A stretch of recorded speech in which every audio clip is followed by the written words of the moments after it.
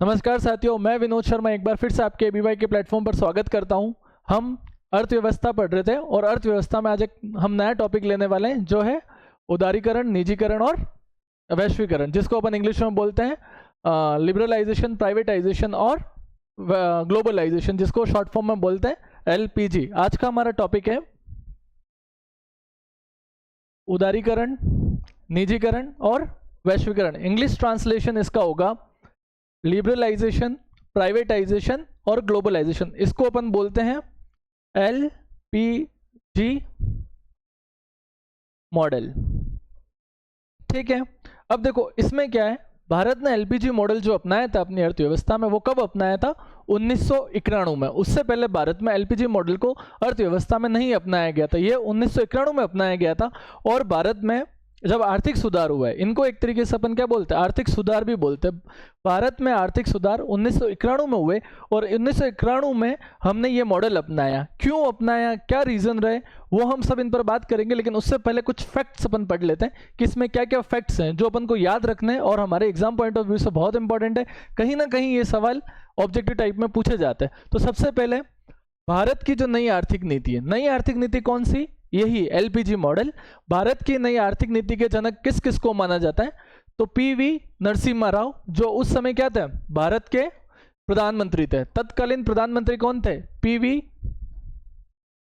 तत्कालीन प्रधानमंत्री पीवी नरसिम्हा राव और मनमोहन सिंह। इन दोनों को भारत में नई आर्थिक नीति का जनक माना जाता है। दोनों को संयुक्त रूप से माना जाता है। किसको? पीवी नरसिम्हा राव और मनमोहन सिंह। मनमोहन सिंह इस समय भारत में वित्त मंत्री हुआ करते थे। भारत के क्या थे ये?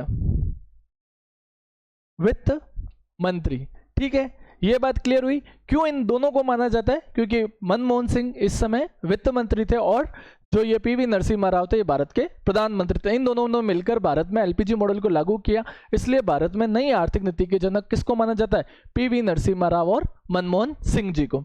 ठीक है, और दूसरा फैक्ट है यहाँ पे कि अगर बात करें भारत में आर्थिक सुधारों का जनक किसे माना जाता है, ये ध्यान, आर्थिक नीति के जनक दोनों होंगे और आर्थिक सुधार के जनक सिर्फ पीवी नरसिम्हा राव को माना जाता है। यहां पर कंफ्यूज बिल्कुल मत होना। पहली चीज वापस बता रहा हूं कि आर्थिक नीति के जनक दोनों संयुक्त रूप से कौन कौन? पीवी नरसिम्हा राव और मनमोहन सिंह जी। लेकिन अगर अपन बात करें आर्थिक सुधार के जनक कौन है, तो पीवी नरसिम्हा राव। देखो, भारत ने 1991 में एलपीजी मॉडल को अपनाया। क्या कारण रहे कि हमने 1991 में आके, हम आजाद हुए थे 1947 में, और ऐसे क्या कारण रहे थे कि हम 1991 तक आते आते इस मॉडल को अपनाया? उस पर हम थोड़ा सा फोकस करें और उस पर हम थोड़ी सी बात करेंगे और क्या रीजन रहे उस पर मैं बात करता हूं। देखो, भारत कब आजाद हुआ? हम आजाद हुए 1947 में। भारत आजाद हुआ या हम आजाद हुए कब हुए? 1947 में। ठीक है, 1947 से लेकर हमने जो आर्थिक सुधार अपनाया वो कब अपनाया? 1991 में। इस बीच में ये एक बहुत लंबा कालखंड था। इस बीच में बहुत सारे फैसले हमसे ऐसे हुए जिनकी वजह से हमारे जो आर्थिक हालात थे वो बद से बदतर होते गए और हमको एंड में आके ये जो 1991 जब आया तब हमको क्या है, एलपीजी मॉडल अपनाने रहे। ऐसे क्या कारण थे वो हम अभी आगे बात करेंगे। देखो, जब भारत 1947 में आज़ाद हुआ तो हमने क्या है कि मिश्रित अर्थव्यवस्था को तो अपनाई। हमने कौन सा मॉडल अपनाया जो हम आगे के पहले के वीडियो में बात कर चुके हैं? मिश्रित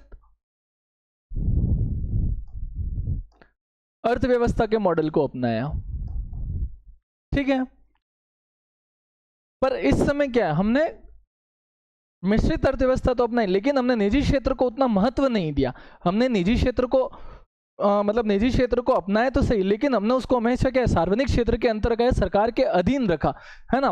तो यहाँ पर क्या, हमने निजी क्षेत्र को उतना महत्व नहीं दिया। ज्यादा से ज्यादा क्या है, सरकार अपने क्षेत्र पर फोकस करती कि सरकार सारे काम करना चाहती, सारे सरकार ने उस समय सारे उद्यम लगाए, निजी क्षेत्र को उतनी तवज्जो नहीं दी गई। ठीक है, तो मिश्रित अर्थव्यवस्था अपनाई लेकिन निजी क्षेत्र को उतनी तवज्जो नहीं दी गई। और इस समय हमारी अर्थव्यवस्था कौन सी थी? लगभग बंद अर्थव्यवस्था थी।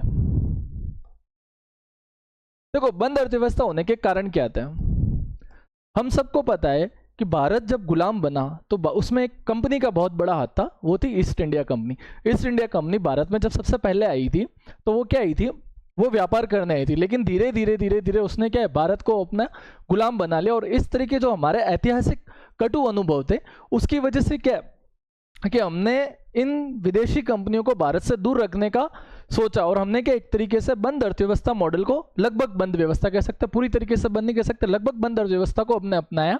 और ठीक है, यहाँ पे से क्या होता है कि अगर बंद अर्थव्यवस्था है तो ऑब्वियस सी बात है कि हमारे यहाँ से क्या निर्यात कम होते थे, है ना, और निर्यात कम होते तो हम डॉलर उतने अपना नहीं सकते, डॉलर उतने कमा नहीं पा रहे थे। दूसरी चीज देखो, और क्या होता है यहाँ पे, हमने फिर यहाँ से जब हमारी यात्रा शुरू हुई, नई जो हमारी भारत आज़ाद भारत की यात्रा शुरू हुई 1947 से लेके 1991 के बीच में, उसमें बहुत सी चीज़ें ऐसे हुई जिसकी वजह से क्या है हमको 1991 में ये मॉडल अपनाना पड़ा। पहली चीज़ क्या हुई, देखो पहली जो पंचवर्षीय योजना थी वो हमारी बहुत अच्छी रही, मतलब कंपैरेटिबिलिटी जो हम जैसे ही आज़ाद हुए वो अच्छी रही।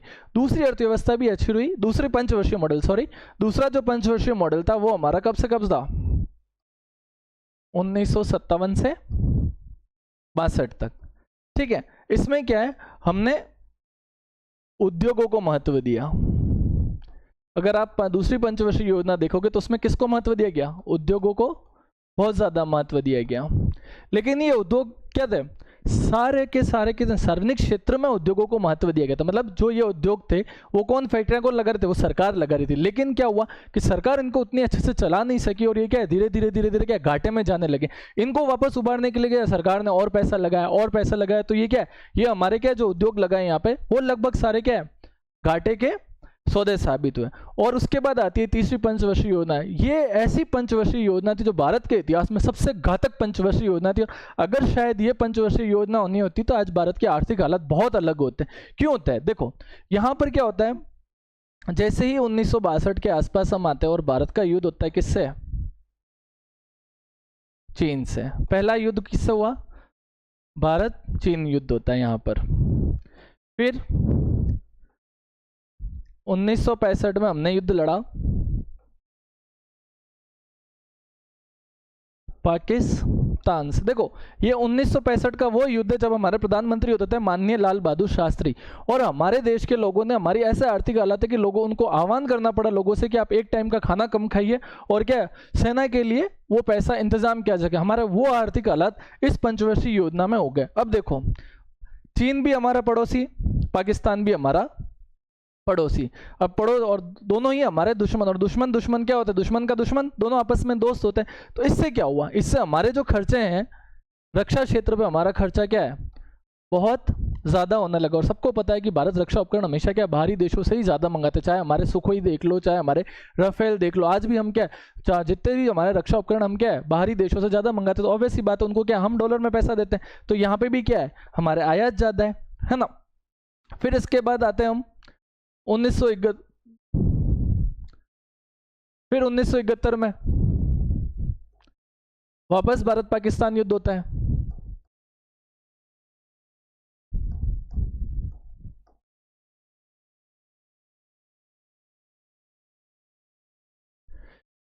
ये हुआ। इसके बाद 1974 में भारत परमाणु परीक्षण करता है, इससे अमेरिका नाराज होता है और फिर हम पर क्या है थोड़े सैंक्शन लगते हैं, और हम क्या है फिर हम जो विदेशी व्यापार है वो हमारा घाटे में जाता है। इसके बाद हमारा देखो एक चीज यहाँ पे नोट करो, भारत क्या सबसे ज्यादा आयात किसका करता है, तो वो करता है कच्चे तेल का, कच्चे तेल का करता है। अब क्या होता है कि 1990 के आते आते अगर मूवी देखी हो एयरलिफ्ट, जिसमें अक्षय कुमार सारे क्या है भारतीयों को वहां से निकाल के लाता है, वो इसी युद्ध की कहानी है लगभग, है ना, इसी युद्ध की कहानी। कौन सा युद्ध होता है जिसको इतिहास में फेमस है खाड़ी युद्ध के नाम से। अब क्या होता है कि ये खाड़ी युद्ध होता है और सबको पता है कि भारत में सबसे ज्यादा तेल जो कच्चा तेल है वो कहां से आता है, खाड़ी देशों से। अब इस समय क्या होता है कि अब हम कच्चे तेल के लिए क्या इन पर निर्भर थे। अब यहां पर जो कच्चा तेल हमको, एक एग्जाम्पल ले रहा हूं कि मान लो जो 5 रुपए गैलन मिल रहा था वो हमको क्या है 50 सॉरी डॉलर ले लो यहाँ पे, क्योंकि अपन क्या है डॉलर में व्यापार कर, डॉलर में कच्चा तेल खरीदते हैं, तो $50 गैलन से मिलने लगा। तो इससे क्या हमारा विदेशी भंडार का जो विदेशी मुद्रा का जो भंडार है वो क्या और धीरे धीरे कम होता गया। और एक और हमारे साथ सबसे बड़ी चोट यहाँ पर, एक और बड़ी चोट ये होती है कि 1990 के लगभग क्या होता है, हमारा जो प्यारा, सबसे प्यारा, हमारा जो कहते हैं संकट मोचक जो देश था, कौन सा, सोवियत संघ, उसका भी यहाँ पर क्या है, टूटने लगता, उसका भी क्या है, खंड खंड विभाजन होने लगता है। जैसे कि उसमें से जैसे रूस निकलते हैं और बाकी चेकोस्लोवाकिया, युगोस्लाविया, यूक्रेन, ये क्या है, सोवियत संघ के भाग थे, जो क्या है 1990 के आसपास टूटकर सोवियत संघ का, अपन इसको लिख देते हैं यहाँ पर, सोवियत संघ का विखंडन होता है यहाँ पर। ठीक है, तो क्या होता है कि हमारे साथ सारी चीजें नेगेटिव हो रही थी और इस तरीके से हमारे पास जो भी थोड़ा बहुत विदेशी मुद्रा का भंडार था वो लगभग खत्म होना है। और 1991 तक स्थिति ये आ गई कि जब पीवी नरसिम्हा राव को ये सूचना दी जाती है कि भारत के पास अब सिर्फ और सिर्फ मुश्किल से 15 दिन का खर्चा चलाने के लिए क्या है, खर्च उतना ही अपने पास क्या है, विदेशी मुद्रा भंडार बचा है। भारत की आर्थिक स्थिति इस तरीके से खराब हो गई थी। अब इस चीज से उबारे कैसे, देखो फिर क्या होता है, एक अंतर्राष्ट्रीय संस्था है जो अपन आगे पढ़ेंगे, लेकिन यहाँ पर उसका नाम पढ़ लो, नाम सुन लो, जिसका नाम क्या है, अंतर्राष्ट्रीय मुद्रा कोष, इंग्लिश में उसको बोलते हैं इंटरनेशनल मॉनेटरी फंड, या शॉर्ट में बोलते हैं उसको IMF। ठीक है, तो क्या होता है कि फिर यहाँ पर जो पीवी नरसिम्हा राव हमारे प्रधानमंत्री थे, ये हमारे वित्त मंत्री मनमोहन सिंह जी को बुलाते और उनको बताते कि देखो ऐसी हालात है कि हमारे पास अब क्या है, देश चलाने के लिए पैसे नहीं है, हम शायद 15 दिन से ज़्यादा सर्वाइव नहीं कर पाएंगे, तो ऐसे में हम क्या करें। तो मनमोहन सिंह जी क्या है, मनमोहन सिंह जी बोलते कि हमारे फ्लाइट की टिकट कराओ, मैं जा रहा हूँ वाशिंगटन। वाशिंगटन में क्या है, IMF का मुख्यालय, ये वहाँ पर जाते और उनको बोलते कि हमको कर्जा दो, क्योंकि हमारे पास क्या है, विदेशी मुद्रा भंडार नहीं बचा है, हम हमारे देश का 15 दिन से ज़्यादा खर्चा नहीं चला। देखो IMF जो है, अब यहाँ पर क्या एक थोड़ी सी IMF क्या खेल करता है कि IMF हमेशा क्या, अगर अपन अनऑफिशियली बात करें तो IMF जो है उसमें क्या अमेरिका का हमेशा वर्चस्व रहा है। और अमेरिका किस अर्थव्यवस्था को फॉलो करता है, पूंजीवादी अर्थव्यवस्था को, जो हम देख चुके हैं। तो IMF क्या कहता है कि IMF हर देश को एक कंडीशन देता है लोन देने से पहले कि आपको क्या है, ये मॉडल अपनाना होगा, तभी हम आपको लोन देंगे।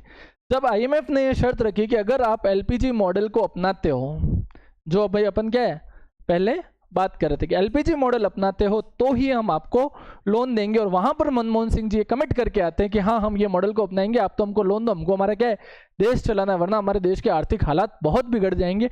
और इस तरीके से ये सारे जो कारण थे, इस वजह से हमने 1991 में क्या है LPG मॉडल को अपनाया, जिसको अपन क्या बोलते हैं, उदारीकरण, निजीकरण और वैश्वीकरण। ये एक संक्षिप्त इतिहास था इन चीजों के बारे में कि हमने क्या कारण रहे कि हमने LPG मॉडल को अपनाया।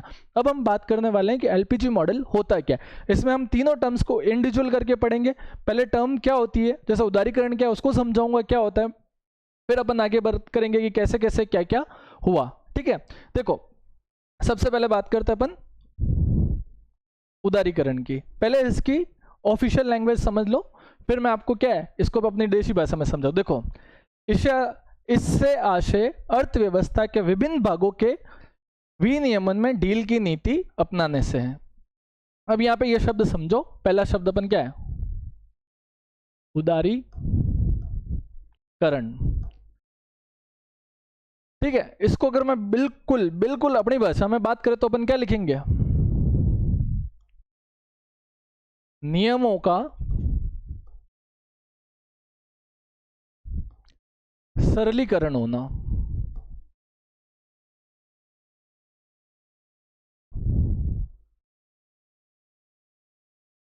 अब इसको ठीक तरह से समझो, देखो उदार किसे कहते हैं और कठोर किसे कहते हैं, दो चीजें समझना।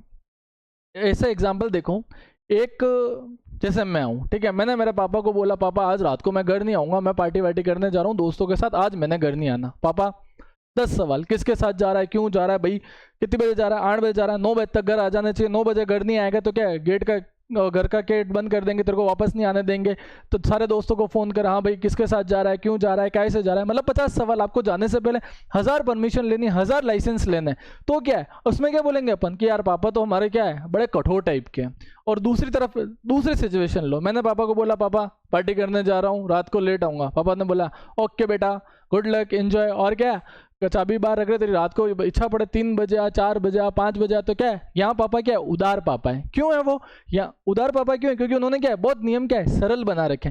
तो 1991 से पहले हमारी अर्थव्यवस्था के संदर्भ में बात करें तो क्या है जितने भी नियम थे उद्योगों को लेकर, मतलब उद्योगों को लेकर, व्यापार को लेकर, वो क्या थे, बहुत ज़्यादा कठोर थे। वहाँ उससे पहले लाइसेंस राज चलना था, आपको छोटी से छोटी चीज़ों के लिए क्या लाइसेंस लेना पड़ता था क्या। और इसमें क्या होता था कि उद्योगपति जितने भी होते थे वो क्या सरकारी दफ्तरों के क्या चक्कर ही काटते रह जाते थे कि भाई इसका लाइसेंस लेना, अगर फैक्ट्री खोलनी है तो पहले लाइसेंस लो, जमीन के लिए कहाँ पर खोलनी है उसके लिए लाइसेंस लो, पॉल्यूशन के एनओसी लो, मतलब 1000 तरह के लाइसेंस थे। और 1991 से पहले भारत की अर्थव्यवस्था इसी नाम से जानी जाती थी, क्या है कि लाइसेंस राज। और इसी लाइसेंस राज ने क्या लाल फीताशाही को जन्म दिया और भारत में क्या है करप्शन बढ़ता गया बढ़ता गया बढ़ता गया। और भारत की क्या है जो उन्नति होनी थी आर्थिक क्षेत्र में वो नहीं हो पाई। क्यों नहीं हो पाई? क्योंकि यहाँ पर क्या है व्यापार के नियम बहुत कठोर थे, फैक्ट्रियों के नियम बहुत कठोर थे, इसीलिए क्या है विदेशी कंपनियां भी भारत में आती नहीं थी। कोई भी उद्योगपति उद्योग लगाने के लिए उतने उत्साहित नहीं होते थे क्योंकि सरकार उनको इतना हतोत्साहित करती रहती कि वो सरकारी दफ्तरों के उनका चक्कर ही काटने लग जाते। तो हमने क्या किया, जैसे 1991 में हमने उदारीकरण की नीति अपनाई, हमने सबसे पहले क्या किया कि नियमों को सरल करना चालू किया। अगर उदारीकरण की मैं सीधी भाषा में बात करूं तो उदारीकरण का मतलब क्या है, नियमों को सरल करना। क्या के नियम, ये अर्थव्यवस्था से संबंधित। अब अर्थव्यवस्था में किसके लिए नियम दिए गए, व्यापार, उद्योग, आयात निर्यात, इन सब चीजों के लिए क्या है जो सरकार के जो नियम थे उनको क्या है धीरे धीरे धीरे सरल बनाते गए। हमने लगभग अब क्या है अब लगभग हमने सारी चीजों के लिए लाइसेंस समाप्त कर दिया, लाइसेंस व्यवस्था समाप्त कर दी। सिर्फ कुछ क्षेत्रों में क्या है लाइसेंस अब हमने अनिवार्य कर रखा है, बाकी लगभग समाप्त कर दिया। अब तो यूं है कि फैक्ट्री लगाओ और सरकार को सूचित कर दो कि हमने फैक्ट्री लगा दी है। इस तरीके से क्या अर्थव्यवस्था के क्षेत्र में जब नियमों को सरल किया गया उसको हम क्या बोलते हैं, उदारीकरण। ठीक है, ये उदारीकरण समझ में। अब देखो इसमें सरकार ने क्या क्या किया। पहला स्टेप उदारीकरण के लक्षण क्या है, गैर लाइसेंसीकरण। मतलब क्या होता था कि जब मैं ना 1991 से पहले आपको कोई भी उद्योग स्थापित करना हो आपको लाइसेंस लेना होता था। अब लाइसेंस कौन देगा, ठीक है, लाइसेंस कौन देगा, सरकारी अधिकारी। अब सरकारी अधिकारी क्या है कि अपने खुद के फायदे के लिए क्या है वो चक्कर कटवाते रहते थे, चक्कर कटवाते थे। और फिर हमने हमारी आम बोलचाल में देखा भी होगा, ऊपर the table under the table वो सिस्टम चलता था कि भाई पैसे दो और काम कराओ। उसके बाद भी क्या है चपड़ासी से लेकर अफसर तक क्या जब तक आप घूस नहीं खिलाओ तब तक क्या है काम नहीं होता था और तब जाकर कहीं लाइसेंस मिलता था। पहले तो यूँ होता था कि उद्योग स्थापित करने के लिए पहले तो क्या है कि उसको साल 1.5 साल तो क्या है लाइसेंस के लिए चक्कर ही काटने रह जाते। तो भारत सरकार ने जब 1991 में ये मॉडल अपनाया उदारीकरण में, सबसे पहला स्टेप उनमें एक ये लिया कि इन्होंने क्या है लाइसेंस व्यवस्था को ही क्या है धीरे धीरे इन्होंने समाप्त करने लग गए। और आज के दौर में अगर हम बात करें तो कुछ एक विस्फोटक सामग्री या कुछ जहरीली सामग्री जो क्या मानव को नुकसान पहुंचा सकती है उनको छोड़कर भारत सरकार ने लगभग सभी क्षेत्रों में क्या है लाइसेंस व्यवस्था को समाप्त करते गए हैं और आगे भी इसको क्या है धीरे धीरे और उदार बनाते जा रहे हैं। पहला ये क्या, दूसरा क्या, नियंत्रण एकाधिकार में कमी। देखो पहले क्या होता था कि ये क्या बड़ी फैक्ट्रियों को हतोत्साहित करते थे, इनको ये लगता था कि अगर कोई बड़ी कंपनी आ गई तो वो क्या मार्केट में एकाधिकार स्थापित कर देगी और अगर उसने एकाधिकार स्थापित कर लिया तो वो क्या जैसे तरीके से क्या लोगों का शोषण भी कर सकते और जिस तरीके से मनमाने तरीके से क्या काम करेगी और दूसरी कंपनियों को क्या खत्म करेगी। तो उन्होंने क्या एकाधिकरण नियंत्रण में क्या दूसरा लक्षण कमी लाने की प्रयास किया। देखो यहाँ पर एक एक्ट हमको समझना है, 1969 में भारत में एक एक्ट आता है जिसको बोलते हैं एकाधिकार और प्रतिबंधात्मक व्यापार प्रथा अधिनियम। ठीक है, इस एक्ट में क्या था ये समझना है। यहाँ पे ये एक्ट लागू हुआ 1969 में पास होता है और लागू कब हुआ, ये 1 जून 1970 को लागू किया गया। कब लागू किया गया, एमआरटीपी एक्ट इसको शॉर्ट में बोलते हैं। कब लागू किया गया, 1 जून 1970 को लागू किया। इसके उद्देश्य क्या था, देखो यह सुनिश्चित करना कि आर्थिक प्रणाली के संसाधन कुछ लोगों के हाथों में केंद्रित न हो। वही बात जो भी मैंने थोड़ी देर पहले की बोली थी कि क्या कहता है कि इसका उद्देश्य ये था कि भाई कुछ एक बड़ी कंपनियां जैसे मान लो कि आज जियो है, ठीक है, जियो इतनी बड़ी बन जाए कि वो मार्केट में एकाधिकार स्थापित कर ले। जैसे क्या है कि आज इतनी बड़ी बन गई कि उसने वोडाफोन भी खरीद ली, उसने क्या है आइडिया भी खरीद ली, उसने बीएसएनएल भी खरीद ली, सब कुछ खरीद लिया। अब इंसान के पास ऑप्शन नहीं कि इंसान को जानना कि आप फोन चलाना है तो आपको रिचार्ज कराना और अगले दिन आकर मुकेश अंबानी जी बोलते हैं आज से तुम्हारा महीने का रिचार्ज 5,000 रुपये। आपके पास ऑप्शन रहेगा कि आप दूसरा कोई कंपनी यूज़ करो, क्यों, क्योंकि उसने मार्केट में एकाधिकार अपना लिया, वो चाहे जैसे रेटों को क्या है यूज़ करे। इस तरीके से क्या इनको नियंत्रण करने के लिए हम ये क्या है ये अधिनियम लाए थे। कौन सा, एमआरटीपी एक्ट 1969, जिसका प्राथमिक उद्देश्य क्या था कि आर्थिक प्रणाली के संसाधन कुछ एक लोगों के हाथ में क्या है एकत्रित ना हो। दूसरा इसका उद्देश्य क्या था, एकाधिकार को नियंत्रित रहे। वही अभी अपन ने बात की कि मार्केट में किसी भी एक कंपनी का जो एकाधिकार है उसको क्या है नियंत्रित किया जाए। इसके आगे की बात करें अपन, ठीक है। तो MRTP एक्ट 1 जून 1970 को लागू 1969 में पारित हुआ। इस तरीके से क्या है, इनकी वजह से क्या है, वापस उद्योग हतोत्साहित हुआ और ये क्या एक तरीके से कठोर नियम था। तो इस नियम को फिर क्या उदारीकरण के बाद 2002 में प्रतिस्पर्धा अधिनियम से इसको प्रतिस्थापित कर दिया कि एक्ट वर्तमान में लागू नहीं है, ये अधिनियम वर्तमान में चलन में नहीं। इसकी जगह कौन सा प्रतिस्पर्धात्मक अधिनियम 2002 लागू किया गया, जिसके अंदर क्या अब जो कंपनियां हैं उनके बीच में क्या है, स्वस्थ प्रतिस्पर्धा को बढ़ावा दिया जाता है। किसी भी कंपनी को हतोत्साहित नहीं किया जा सकता है कि जैसे इसके अंदर एक प्रावधान था कि 1985 में 100 करोड़ से ऊपर अगर कोई भी कंपनी होती थी तो उसको क्या सरकार से, 100 करोड़ से ऊपर कोई भी कंपनी तो उसको सरकार से लाइसेंस लेना पड़ता था कि मैं इसमें उद्योग स्थापित करूं या नहीं करूं। तो वापस वहां पे क्या उद्योग अपन हतोत्साहित करे थे, तो इस अधिनियम को भी क्या समाप्त किया गया और इसकी जगह कौन सा अधिनियम लगा, प्रतिस्पर्धात्मक अधिनियम 2002। तीसरा, औद्योगिक अवस्थिति नीति को उदार बनाया गया। देखो टर्म्स थोड़े से यहाँ पे जो शब्द है ना वो थोड़े से क्या है ऐसे हैं जो यूँ लगेंगे कि यार बहुत भारी हमको समझ में कैसे आएंगे, लेकिन है बहुत इजी है। अवस्थिति क्या होती है कि भाई हमारा उद्योग कहाँ स्थापित होगा, जगह। औद्योगिक अवस्थिति क्या है, फैक्ट्री की जगह कौन सी होगी। आज देखो पहले यूँ होता था कि आपको फैक्ट्री लगानी है, 10 नियम उसमें जो मतलब जहाँ पर लोग रहते हैं शहरी क्षेत्र से इतने किलोमीटर दूर होना चाहिए, वहाँ पे ये होना चाहिए, वहाँ पे फलाना, मतलब 50 चीज़ें लगती थी कि आपको सड़क से इतनी दूर रखनी है, आपको लोगों से इतनी दूर लगनी है, वहाँ पानी खराब नहीं होना चाहिए, वहाँ ये नहीं होना चाहिए। आज के टाइम देखो, अभी आपने थोड़े दिन पहले सुना होगा ये गुजरात में भी, ये गुजरात का वाला जो वो कौन सा अभी भारत ने वो अभी राजस्थान ने एक बहुत अच्छा इवेंट किया है, राजस्थान समिट की है, इन्वेस्टर समिट की है, गुजरात में अलग से इन्वेस्टर समिट। हर राज्य आज क्या है सारे के सारे उद्योगों को अपने राज्य में लाना रहता है, वो इसके लिए क्या मीटिंगें कर रहे हैं, है ना। जैसे राजस्थान में पहले वसुंधरा राजे के टाइम पे होता है रिसर्जेंट राजस्थान, इसमें इन्वेस्ट इन गुजरात। तो क्या हर देश अपने यहाँ पर क्यों, हर राज्य अपने यहाँ पर क्यों बुलाना चाहिए, क्योंकि क्या है इनको क्या है इससे अब कोई फर्क नहीं पड़ता, सब अपने यहाँ पे बुलाते कि हमें हमारे यहाँ आओ और आप उद्योग लगाओ, इससे क्या होगा रोजगार बढ़ेगा। क्यों कर रहे हैं ऐसा, अब क्यों इन्होंने इतने नियम स्ट्रांग नहीं बनाए, जिसकी मतलब नियम उतने कठोर नहीं बनाए, जिसकी वजह से क्या है कि लोगों को उद्योग लगाने में क्या है, उद्योग लगाने में, व्यापार लगाने में क्या कठिनाई हो। अब क्या है नियम, वापस अपन वही बात करो उदारीकरण, नियम क्या हो रहे हैं सरल हो रहे हैं। अब आपकी इच्छा हो जहाँ लगाओ, बस कुछ एक चीज़ों को ध्यान में रखना पड़ता है, जैसे कि आप विस्फोटक कोई उद्योग है तो वो आप जनसंख्या के बीच जहाँ पर लोग रहते हैं वहाँ नहीं लगा सकते हो, ऐसा कुछ एक उद्योगों में अब वो है थोड़े से क्राइटेरिया। बाकी तो क्या है सरकारी आपको बुलाती है, फ्री में ही जगह देती है कि भाई तू तो यहाँ आ और हमारे यहाँ उद्योग लगाओ, लोगों को रोजगार दे। हमारे पास उतने पैसे नहीं कि हम हर आदमी को सरकारी नौकरी में लगा सके, तो क्या है इसके लिए भी नीति क्या है उदार बनेगी। तीसरा, पूंजी बाजार का उदारीकरण। यहाँ पर पूंजी बाजार का शब्द सीधा समझ लो शेयर मार्केट। हमने ही सुना है निफ्टी, सेंसेक्स, ये सब क्या है शेयर मार्केट। पहले क्या होता था कि आपको शेयर मार्केट में कंपनी को सूचीबद्ध करने के लिए भी क्या है 50 तरह के लाइसेंस लेने पड़ते। अब ऐसा कुछ नहीं, अब नियम बनाओ। अब तो क्या होता है कि आपको कंपनी खोलनी है, आपने शेयर बाजार में सूचीबद्ध करे, उनके जो भी उसके क्राइटेरिया हैं वो क्या है वो पूरे किए और आपने क्या है फैक्ट्री लगाई और सरकार को सूचित कर दी और उसमें लिस्ट कर दी। अब वो कोई भी आपको लाइसेंस लेने की जरूरत नहीं, पहले क्या इसके लिए भी लाइसेंस लेना पड़ता। तो क्या है पूंजी बाजार का भी जो नियम है वो क्या है उदार बनाए या सरल बनाया गया। और फिर क्या है पांचवा, प्रतिबंधों को हटाए। मतलब बहुत सारे जो प्रतिबंध लगते थे कि ये नहीं होना चाहिए, वो नहीं होना चाहिए, फलाना नहीं होना चाहिए, ढीका नहीं होना चाहिए, वो सारे भी लगभग समाप्त करते जा रहे हैं हम। तीसरा, विदेशी विनिमय बाजार, इसको भी क्या उदारीकरण किया गया। पहले क्या आपके पास अगर कुछ एक लिमिट्स है, आपको अगर जैसे मान लो मैं अमेरिका से आया, मेरे पास डॉलर है, मेरे को भारत से रुपया लेना है, उसमें समस्या।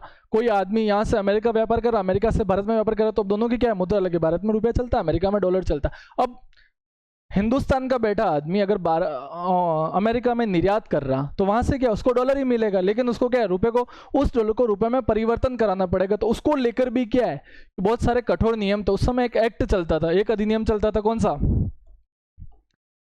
फेरा अधिनियम। ठीक है, ये शब्द अपन सब आगे पढ़ेंगे, तो अभी इनको खाली एग्जाम्पल के तौर पर याद करो। फेरा अधिनियम, फेरा अधिनियम लगता था, वो भी क्या एक तरह का कठोर अधिनियम था। इसको भी हमने समाप्त करके हम इसको फेरा को हमने किसमें फेमा में परिवर्तित किया। क्यों किया हमने ऐसा, हम इसलिए किया क्योंकि हम क्या सारे जो हमारे नियम थे व्यापार और उद्योगों को लेकर, उसको क्या है धीरे धीरे हम क्या सारे नियम सरल बनाते जा रहे हैं। क्योंकि हम क्या हमारी अर्थव्यवस्था को उदारीकरण के तौर पर ले जा रहे हैं। ठीक है, और फिर क्या है सातवां, आधारभूत संरचना का विकास। आधारभूत संरचना में इसको क्या हो गया, इसमें हमने रोडें अच्छी बनाई, हमने पोर्ट अच्छे बनाए, हमने एयरपोर्ट अच्छे बनाए, जिससे कि हमारे आयात निर्यात आसानी से हो सके। हमारे यहाँ पर जितना भी मतलब किसी भी फैक्ट्री को अगर कहीं पे भी कुछ भी जाना है, किसी भी जगह उसका माल पहुंचाना है, तो क्या हमने आधारभूत संरचना का इस तरीके से विकास किया कि उद्योगों को क्या है ज़्यादा से ज़्यादा क्या है फैसिलिटीज़ मिले या और उससे क्या है हमारे देश में ज़्यादा से ज़्यादा उद्योग स्थापित हो। ये जो था हमारा पूरा प्रोसेस, ये क्या है उदारीकरण का प्रोसेस। तो पहला हमने यहाँ पर कंसेप्ट जो था वो खत्म किया, किसका, ये हमारा हुआ उदारीकरण। इसको एक शॉर्ट में निपटा रहे हैं अपन वापस से एक बार रिवीजन के तौर पे। उदारीकरण का मतलब क्या है कि उद्योग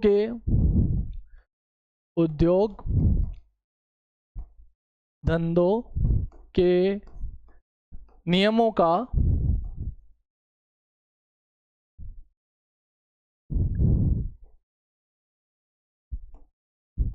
सरलीकरण करना। मतलब जो इनसे पहले 1991 से पहले एलपीजी मॉडल को अपनाने से पहले जो नियम बहुत कठोर थे, उनको हम क्या है धीरे धीरे क्या है नियमों को सरल करते गए। उसका पहला प्रोसेस हमारा जो था, या पहला जो शब्द था वो क्या था, उदारीकरण। उदारीकरण का मतलब उद्योग धंधे के नियमों का सरलीकरण करना। ये है सीधी सीधी और अपनी बिल्कुल अगर आम बोलचाल की भाषा में बात करें तो उदारीकरण का मतलब क्या है, उद्योग धंधों के नियमों का सरलीकरण करना। दूसरी टर्म थी, ये हो गया अपना उदारीकरण। दूसरा कौन सा था, निजीकरण।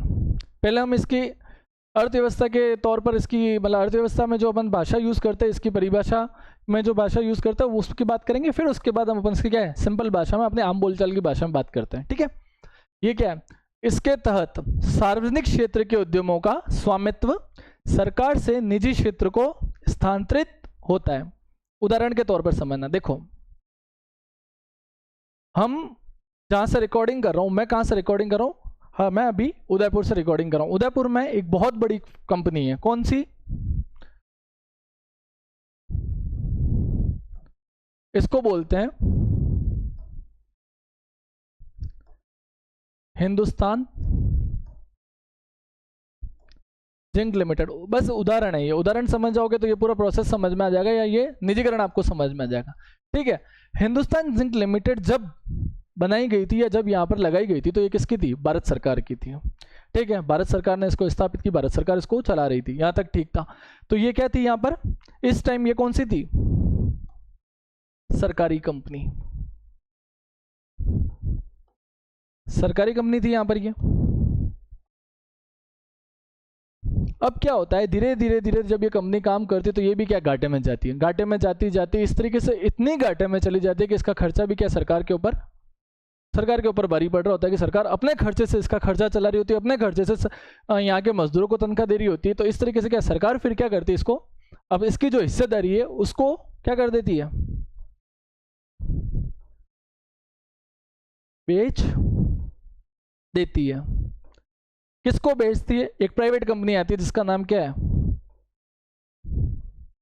वेदांता। ये कौन से क्षेत्र की है, निजी क्षेत्र की है। और इस टाइम यहाँ पे कौन सी थी, ये थे कौन सी, सरकारी कंपनी। देखो अपन ने इसकी परिभाषा क्या पढ़ी थी, इससे पहले बात करें अगर अपन, इसके तहत सार्वजनिक क्षेत्र के उद्योग का मतलब जो सरकार के उद्यम है उनका स्वामित्व, स्वामित्व का मतलब क्या, मालिकाना हक, कि इसका मालिक कौन है, उसका स्वामित्व सरकार से निजी क्षेत्र को स्थानांतरित होता है। मतलब सीधी सी भाषा में कि सरकारी कंपनियों को बेचा जाता है, उसको क्या बोलते हैं अपन, निजीकरण।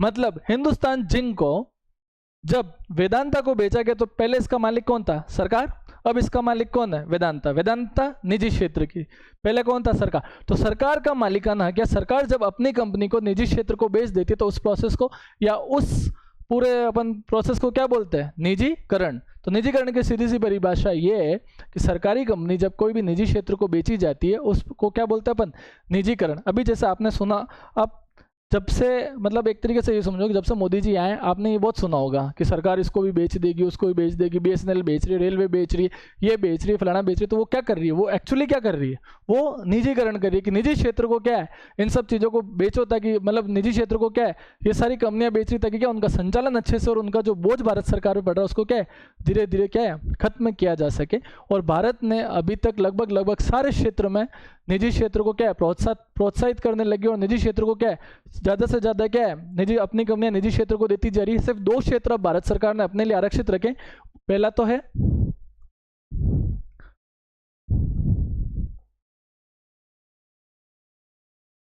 परमाणु क्षेत्र और दूसरा है रेलवे। अब भारत सरकार ने एट प्रेजेंट मतलब वर्तमान में भारत सरकार के पास ये 2 ही क्षेत्र, बाकी सारे क्षेत्रों में भारत ने क्या है, निजी क्षेत्र को प्रोत्साहन देना शुरू कर दिया और सारे लगभग सब चीज़ों में क्या है, निजी क्षेत्र आ गए। अगर देखो इससे पहले बात करें अपन, ये निजीकरण कब से आया, 1991 में। अगर अपन उससे पहले की बात करते तो 1956 में जब हमारी पहली औद्योगिक नीति आई थी, हमारी पहली औद्योगिक नीति कब आई थी, 1956 में आई थी। उस समय भारत सरकार ने अपने लिए कितने 17 औद्योगिक क्षेत्र, मतलब इन 17 औद्योगिक क्षेत्रों में निजी क्षेत्र प्रवेश ही नहीं कर सकता। मतलब कोई भी निजी आदमी इन 17 क्षेत्रों में कोई फैक्ट्री नहीं लगा सकता, कोई उद्योग नहीं लगा सकता। वो सिर्फ और सिर्फ किसके अधीन होंगे, सरकार के अधीन। अगेन यहाँ पर निजी क्षेत्र को क्या हतोत्साहित किया गया। क्यों? क्योंकि हम निजी क्षेत्र के उस टाइम पे क्या है, मतलब निजी क्षेत्र को हम उतना पसंद नहीं करते थे, क्योंकि हमारे जो ऐतिहासिक अनुभव थे वो उतने अच्छे नहीं थे। फिर धीरे धीरे क्या होता है, फिर 1991 में जब हमने ये सुधार अपनाए, उस समय भारत सरकार ने केवल अपने पास 8 रखे। 8 क्षेत्र ऐसे थे जिसमें कि सिर्फ सरकारी काम कर सकती, बाकी उसमें निजी क्षेत्र काम नहीं कर सकता। अभी धीरे धीरे आते आते आप देखोगे तो अब भारत सरकार के पास केवल 2 क्षेत्र रहेंगे जिसमें भारत सरकार का क्या है, एकाधिकार है। बाकी इन्होंने सारे के सारे क्षेत्र किसके लिए, निजी क्षेत्र के लिए खोल दिए। और धीरे धीरे सरकार अपनी जितनी भी कंपनियां वो निजी क्षेत्र को क्या है, बेचती जा रही है। इसको अपन बोलते विनिवेश। जब सरकारी कंपनियों का स्वामित्व निजी क्षेत्र के हाथों में दिया जाता है उसको निजीकरण भी बोलते हैं, और उससे सरकार जब कमाई करती है उस कमाई को क्या बोलते हैं, विनिवेश। ठीक है, अभी जैसे एक हालिया आपने उदाहरण देखा होगा, इससे भी समझ जाओगे। एयर इंडिया, एक अपन ने हिंदुस्तान जिंक का लिया, एक अपन यहाँ पर एयर इंडिया को ले लिया। क्योंकि हिंदुस्तान जिंक हो सकता है उदयपुर वालों को पता हो, आसपास वालों को पता हो, इतना पता नहीं हो, लेकिन ये एयर इंडिया वाला उदाहरण क्या है, ये ताज़ा उदाहरण, और लगभग अपने उम्र के या जो भी बच्चे पढ़ाई कर रहे हैं उन सबको इसका उदाहरण पता होगा। अगर ये भी समझ जाओगे तो भी आपको निजीकरण समझ में आ जाएगा। एयर इंडिया किसकी कंपनी थी? फिर यहाँ पर क्या है, सरकार। कौन था इसका सरकार मालिक, ऐसा समझ लो।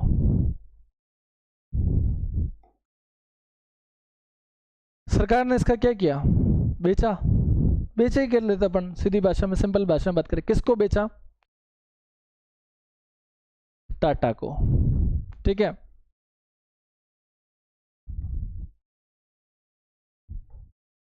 वर्तमान मालिक। कौन सा क्षेत्र? अगेन इसकी बात कर रहे हैं अपन, निजी क्षेत्र की।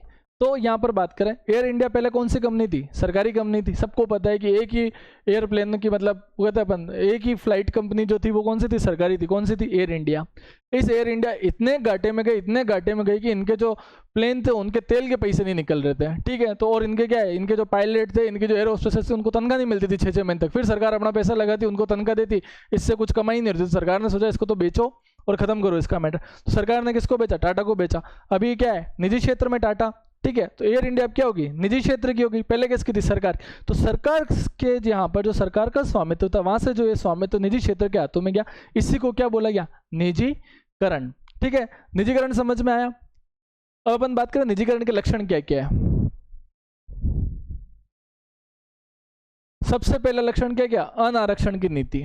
देखो अभी मैंने आपको बातों बातों में बोला था कि जब 1956 में हमारी पहली औद्योगिक नीति आई थी, तब सरकार ने क्या है 17 ऐसे क्षेत्र थे जिसमें क्या है खुद के लिए आरक्षित कर रखे थे। उसमें निजी क्षेत्र वाला कोई भी आदमी आकर फैक्ट्री नहीं लगा सकता, कोई उद्योग नहीं कर सकता था।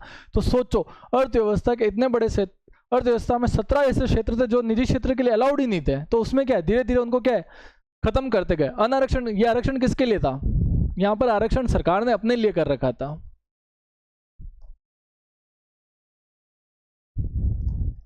सरकार, ठीक है। तो इन्होंने क्या किया, धीरे धीरे जब हमने आर्थिक सुधार अपनाए, फिर अभी थोड़ी देर पहले मैंने बोला कि 1991 में जब ये नीति अपनाई, उस टाइम हमने कितने 8 उद्योग करे। अब हमारे पास भारत सरकार के पास सिर्फ और सिर्फ अब 2 ऐसे क्षेत्र हैं जिसमें भारत सरकार ही काम कर सकती है, बाकी और कोई काम नहीं कर सकता। उसके अलावा कितने भी जितने भी क्षेत्र वहां पर क्या निजी क्षेत्र काम कर सकता है। तो पहला लक्षण क्या क्या, अनारक्षण की नीति को अपनाया गया। दूसरा, रुग्ण सार्वजनिक क्षेत्र के उपक्रमों हेतु नीति। अब देखो रुग्ण सार्वजनिक क्षेत्र कौन से होते हैं? अभी अपन ने थोड़ी देर पहले बात करी हिंदुस्तान जिंक की। मैंने क्या बोला था कि हिंदुस्तान जिंक घाटे में जाती जा रही, मतलब वे सारे उद्योग जिनसे कोई फायदा नहीं हो रहा और वो क्या है घाटे में चल रहा है। ठीक है, जिनसे हमको 1 रुपए का लाभ नहीं हो रहा, लेकिन क्या उनको चलाने के लिए हमको खर्चा करना पड़ रहा, घर से पैसे लाके लगाने पड़ रहे थे सरकार को, तो उनको क्या बोला गया, रुग्ण। मतलब ये क्या है, एक तरीके से काम नहीं कर रहे और घाटे में चल रहे हैं, सार्वजनिक क्षेत्र है, वापस वही सरकारी।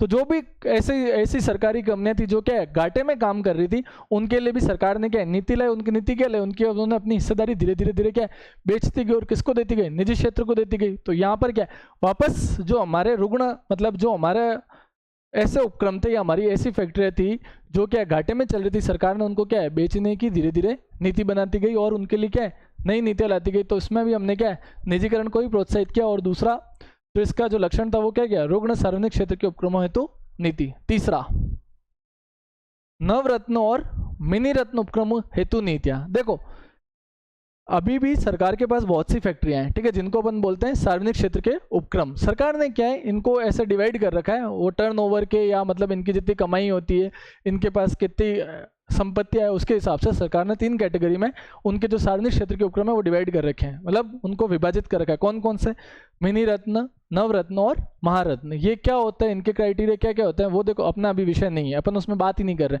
अपन जब ये टॉपिक आएगा तब अपन बात करेंगे कि मिनी रत्न कंपनियां कौन सी होती है, नवरत्न कौन सी होती है, महारत्न कौन सी होती है, अपन उस जगह बात करेंगे। यहाँ पर खाली इतना समझ लो कि इनके लिए सरकार ने नीतियां बनाई। अब वो नीतियां क्या थी कि भाई आप उनको अधिक स्वतंत्रता दे दी कि आपको कंपनी चलाती है, बस कंपनी के फायदे के लिए कि आप फैसले लो। उनको थोड़ी ज़्यादा पहले से स्वायत्तता दे दी। बाकी पहले तो कुछ भी करने से पहले क्या मंत्री साहब को फोन लगा था, हाँ मंत्री साहब यहाँ पर अपन को 50,000 रुपये लगाने लगा दें क्या, ना ना ना नहीं लगाना, क्योंकि मंत्री को क्या, मंत्री उस टाइम क्या सरकार के हाथों में थे। तो उस तरीके से क्या इनके फैसले लेने में क्या है धीरे, मतलब फैसले लेने में टाइम लगता था और वो क्या है उपक्रम जो इनकी कंपनियां थी उनके लिए क्या उतना फायदेमंद सिद्ध नहीं होता था और वो क्या ज़्यादा से ज़्यादा क्या हानि दे रहे थे। तो इनके लिए क्या है वापस से नई नीतियाँ लाई गई और उनको क्या है अधिक से अधिक क्या है स्वतंत्रता दी गई कि आप जो है अपने स्तर पर फैसले लो, बस हमको क्या है जो ये कंपनी चल रही है इसको क्या है फायदे में चलाना है, ठीक है। उसके बाद विनिवेश नीति। विनिवेश का मतलब होता है जब सरकार अपनी हिस्सेदारी किसी भी उपक्रम में जब बेचती है और उससे जब वो धन कमाती है उसको क्या बोलते हैं अपन, विनिवेश। तो सरकार ने क्या है विनिवेश नीतियाँ लाई और धीरे धीरे क्या है सरकार अपनी जो भी कंपनियां थी, अपने जो भी उपक्रम है उनको क्या है धीरे धीरे क्या है बेचती जा रही है और उससे क्या है जो पैसा मिल रहा है वो दूसरे क्षेत्रों में लगाती जा रही है। तो मतलब सरकारी कंपनियों को जो बेचा जाता है उस पूरे सिस्टम को क्या बोला जाता है, विनिवेश। तो विनिवेश की नीतियाँ लाई गई और उसके तहत क्या है हमने निजीकरण को प्रोत्साहन दिया। ये था हमारा निजीकरण, ठीक है। अब हम इससे पहले बात करते हैं तीसरा हमारा कौन सा शब्द था, तो वो था वैश्वीकरण,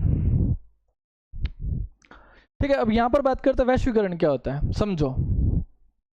मैंने क्या बोला कि 1947 से लेकर 1991 तक अपन ने इससे पहले वाले लेक्चर में भी बात करी थी कि भारत लगभग एक कौन सी अर्थव्यवस्था थी, बंद अर्थव्यवस्था। कौन सी अर्थव्यवस्था थी,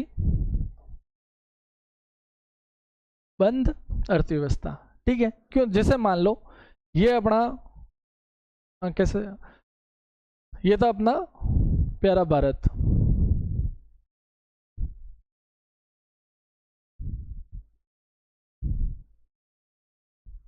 ठीक है। अब क्या हो रहा था कि जो भी हम कर रहे थे तो क्या हम इसके अंदर ही सारी आर्थिक गतिविधियां कर रहे थे। हमारा क्या है विश्व से कोई भी आर्थिक गतिविधियां सिर्फ किसके अंदर, भारत के अंदर। हम मतलब न तो किसी देश से ज़्यादा व्यापारिक रिश्ते रख रहे थे, न हम किसी को ज़्यादा निर्यात कर रहे थे, न हम ज़्यादा आयात कर रहे थे। हम क्या कर रहे थे कि बस जो भी हम करेंगे भारत के अंदर एक करेंगे। हमने विश्व के साथ आर्थिक संबंध उतने अच्छे नहीं निभाए और बाकी देशों को हमने हमारी देशों में बाकी देशों की जो कंपनियाँ थी उनको भारत में हमने आने से रोका। हमने कठोर आयात और निर्यात के नियम बनाए, उनके लिए अधिक से अधिक लाइसेंस पॉलिसी लगाई, ताकि क्या है जो हमारे ऐतिहासिक अनुभव थे कि कैसे एक कंपनी ने आकर हमको क्या है गुलाम बनाया और 200 साल तक भारत गुलाम सिर्फ ईस्ट इंडिया कंपनी की वजह से ही तो रहा। सबसे पहले आई कौन थी, ईस्ट इंडिया कंपनी। तो इसलिए क्या है कि हमने जो वैश्विक अर्थव्यवस्था मतलब विश्व के सारे देश उनके साथ के आर्थिक संबंधों को उतने अच्छे से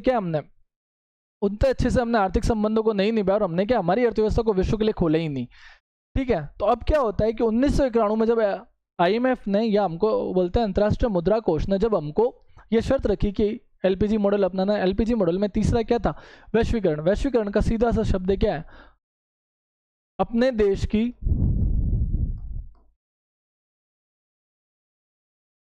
अर्थव्यवस्था को, अपने देश की अर्थव्यवस्था के दरवाजों को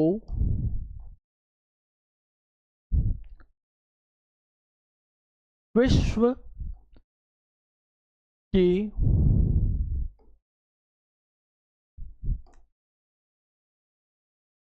अर्थव्यवस्थाओं के लिए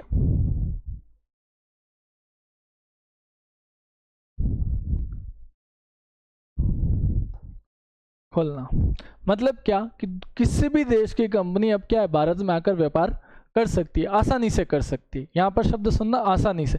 1991 से पहले अगर किसी विदेशी कंपनी को भारत में आना है तो उसको एक बहुत बड़ी सरकारी प्रक्रिया से क्या होता था, गुजरना पड़ता था। उसको 1000 तरह की क्या है परमिशन लेनी पड़ती थी कि मेरे को आपके देश में व्यापार करना, और वो भी उसको क्या है बहुत आसानी से नहीं मिल पाती थी। लेकिन आज के टाइम पे हम क्या, हमने नियमों को इतना उदार बना दिया कि विश्व की कोई से भी कंपनी अगर भारत में आकर व्यापार करना चाहे तो वो सीधे आके व्यापार कर लेती।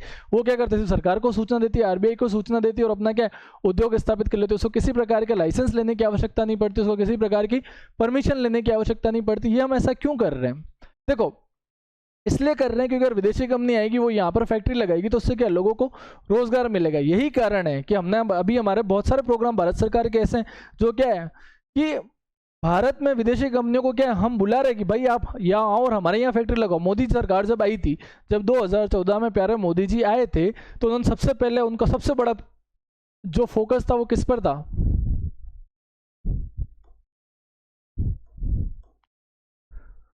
Make in India. क्या ही था ये make in India? Make in India में ये कहते थे कि भाई आप, ये हमने जब देखा था, जब ये 2014 में प्रधानमंत्री बने थे, तो ये क्या अब पता चलता था, आज अमेरिका, दूसरे दिन उठे तो आज रशिया, तीसरे दिन उठे तो आज जर्मनी, चौथे दिन उठे तो फ्रांस। मतलब हम यूँ चाहते कि प्रधानमंत्री विश्व घूमने के लिए हुए हैं, लेकिन ये विश्व घूमने के लिए नहीं, ये विश्व में जाकर बड़े बड़े उद्योगपति से मिलते थे और उनको ये कहते थे कि आप तो भारत में और हमारे यहाँ उद्योग लगाओ। क्यों ऐसा? क्योंकि पता है, देखो सरकार के पास इतना पैसा नहीं है कि वो हर आदमी को नौकरी दे सके। अब नौकरी कहाँ से मिलेगी? फैक्ट्री लगेगी। फैक्ट्री क्या हमारे भारत के लोगों के पास इतना पैसा है कि हर जगह फैक्ट्री लगा सके? नहीं।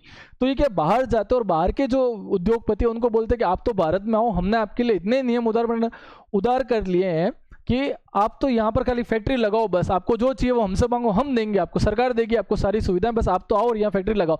और इन्होंने उस टाइम पर एक नारा भी दिया था कि हमने क्या है, लाल फीताशाही को किससे, लाल कारपेट से रिप्लेस कर दिया है। मतलब पहले जो लाल फीताशाही थी, लाल फीताशाही किसे कहते हैं कि अफसर फाइलों में ही चलते रहते, सारे काम क्या फाइलों में ही चलते थे। अगर एक फाइल आज चली तो 5 साल तक उस फाइल के आते पता ही नहीं लगते थे। अब क्या है, तो मोदी जी ने आकर ये नारा दिया कि लाल फीताशाही से हमने क्या है, लाल कारपेट। लाल कारपेट किसका प्रतीक है? स्वागत का, कि आप तो आओ, हमने आपके लिए लाल कारपेट लगा रखा है, और क्या है, आप तो हमारे भारत में आके क्या फैक्ट्रियाँ लगाओ और बढ़िया से काम करो और लोगों को रोजगार दो। इससे ज़्यादा हमको कुछ नहीं चाहिए। और हमने हमारी अर्थव्यवस्था के द्वार क्या पूरे विश्व के लिए खोल दिए। मतलब हम भारत से आसानी से कोई भी भारत का आदमी बैठा बैठा यहाँ से कोई भी माल निर्यात कर सकता है, उसको भी ज़्यादा कोई टेंशन वाली बात नहीं, आराम से करे, बस सरकार को सूचना दे, सरकार को कस्टम दे और ख़त्म करे। कोई भी आदमी कहीं से भी कोई भी माल मंगा सकता है, कोई भी आयात कर सकता है। उनके नियम उतने कठोर नहीं रहे जो 1991 से पहले हुआ करते थे। पहले हमारे यहाँ पर सरकार कोई भी विदेशी कंपनी आने से पहले 50 बार सोचती थी, क्योंकि उसको सरकारी तंत्र में ही लाइसेंस लेने में, इसमें ही वो इतना उलझ जाता था कि उतने नियम कठोर होते थे कि वो यहाँ पर आसानी से फैक्ट्री लगा ही नहीं सकता था।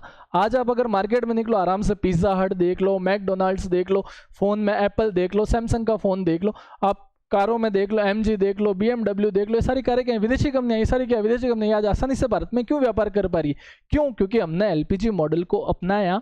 और क्या हुआ उससे, और उसमें LPG में जो तीसरा स्तंभ है कौन सा, वैश्वीकरण की। हमने हमारी अर्थव्यवस्था को पूरे विश्व के लिए खोल दी। इसी को क्या बोला गया, वैश्वीकरण। तो हमने 3 टर्म्स पढ़ी। पहली कौन सी थी? उदारीकरण। मतलब नियमों को हमने सरल बनाया, किसके, व्यापार के और उद्योगों के। दूसरे हमने क्या किया, निजीकरण। निजीकरण में क्या किया, जो भी सरकार के उपक्रम थे उसको धीरे धीरे क्या हम निजी क्षेत्र को हस्तांतरित करते गए, या उसके मालिकाना हक जो थे वो हमने क्या निजी क्षेत्र को बेचते गए। तीसरा वैश्वीकरण। वैश्वीकरण को क्या किया हमने, वैश्वीकरण के अंतर्गत हमारी जो अर्थव्यवस्था थी उसको क्या हमने पूरे विश्व के लिए खोल दिया। अब कोई भी देश की कंपनी भारत में आकर व्यापार कर सकती है, और भारत का आदमी भी चाहे तो पूरे विश्व में कहीं भी जाकर व्यापार कर सकता है। इसको बोला वैश्वीकरण। अब इसमें कुछ फैक्ट्स हैं जो हमारे एग्जाम में पूछे जाते हैं और वो थोड़ा इंपॉर्टेंट है, तो इसको आप थोड़ा सा देख लो, ठीक है। पीटर सदरलैंड, ये नाम याद रखना। वैश्वीकरण का जनक किसको माना गया है, तो पीटर सदरलैंड को वैश्वीकरण का जनक, जो वैश्वीकरण का जो क्या बोलते हैं इसको, वैश्वीकरण के जनक किसको माना गया? पीटर सदरलैंड को। इसमें एक नाम और याद रखना है, रोलैंड रॉबर्टसन। ये दोनों को ही वैश्वीकरण का जनक माना जाता है, लेकिन अगर दोनों ऑप्शन आ जाए एग्जाम में तो आपको पहली प्राथमिकता किसको देनी है? तो पीटर सदरलैंड को प्रथम फर्स्ट वरीयता किसको दोगे आप? पीटर सदरलैंड को। अगर पीटर सदरलैंड ऑप्शन में नहीं है तो फिर आपको इनको देनी है, किसको? Roland Robertson. दूसरी वरीयता किसको है? रोलैंड रॉबर्टसन को। पहला पीटर सदरलैंड, अगर पीटर सदरलैंड ऑप्शन में नहीं है तो रोलैंड रॉबर्टसन। ठीक है,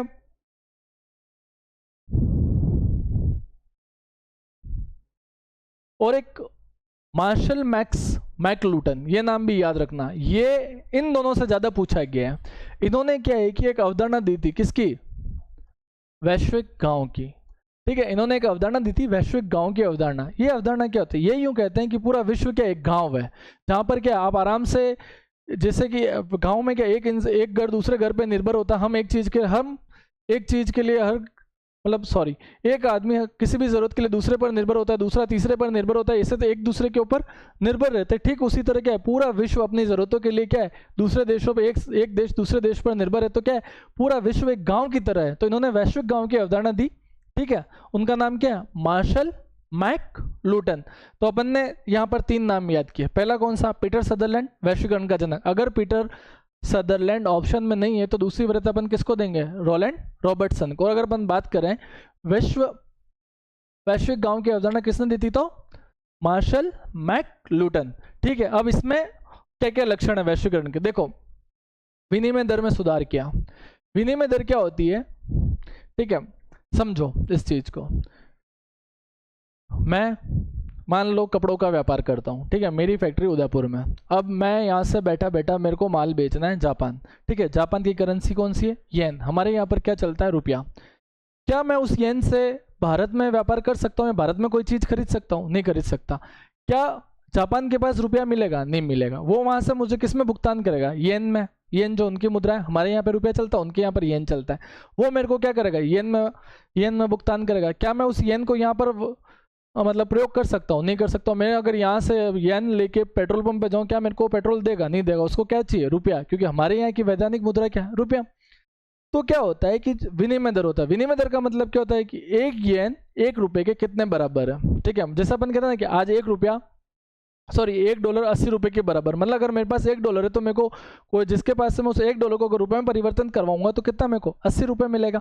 तो इसको क्या बोलते हैं? विनिमय दर, है ना, कि कोई भी एक मुद्रा दूसरा मुद्रा के कितने बराबर है। ठीक है, सिंपल भाषा में बता रहा हूँ कि एक मुद्रा, किसी भी देश की मुद्रा दूसरे देश की मुद्रा के कितने बराबर है, मतलब $1 कितने रुपयों के बराबर है, उसको अपन क्या बोलते हैं? विनिमय दर। तो इस विनिमय दर को क्या है? आज सुधार किया गया। मतलब पहले क्या होता, मतलब इसको यूं समझ लो कि स्थायित्व दिया गया। ऐसा नहीं कि आज $1 80 रुपये के बराबर है, कल उठे और $1 85 रुपये के बराबर, और उठे $1 90 रुपये के बराबर, या फिर $1 70 रुपये के बराबर हो गया। जो स्थायित्व है ना, उसको क्या है, वो अस्थायी नहीं रहे, उस धीरे धीरे क्या है, वो स्थायी रहे। तो उसमें हमने क्या किया? विनिमय दर में सुधार लाया। फिर क्या? आयात उदारीकरण किया। मतलब आयात के जो नियम थे या नियम और आयात के या निर्यात के जो नियम थे उनको क्या है, हमने धीरे धीरे क्या है, सरल बनाया। मतलब वही क्या किया? उदार बनाए। तीसरा क्या किया? विदेशी निवेश को आमंत्रित किया। जैसा भी मैंने एग्जांपल दिया था मोदी जी का। मोदी जी दुनिया में घूम के बस क्या कह रहे हैं कि भाई भारत में आओ और निवेश करो, मतलब विदेशी पैसा को आके भारत में निवेश करो। और चौथा क्या? हमने विदेशी प्रौद्योगिकी, मतलब विदेशी जो टेक्नोलॉजी है, प्रौद्योगिकी, उसको क्या हमने भारत में ज़्यादा से ज़्यादा आमंत्रित किया, ताकि क्या भारत में ज़्यादा से ज़्यादा उद्योग स्थापित हो, लोगों को रोजगार मिले और हमारी जो अर्थव्यवस्था को वो क्या गति प्रदान करे। तो ये हमारा पूरा था LPG मॉडल। ठीक है, यहाँ में इसमें आपको कोई भी दिक्कत तो आराम से आप कमेंट में लिखिए, वो आपकी क्वेरी को सॉल्व किया जाएगा और आपको प्रॉपर उसका रेस्पॉन्स दिया जाएगा। यहाँ तक देखने के लिए आपका बहुत बहुत धन्यवाद। और हमारे ABY चैनल को आप सब्सक्राइब करिए, लाइक करिए, ज़्यादा से ज़्यादा लोगों तक शेयर करिए, ताकि उनको अधिक से अधिक उनकी जो तैयारी है एग्ज़ाम की उसमें उनको लाभ दे सके और हम उनके सिलेक्शन में सहायता कर सकें। Thank you so much.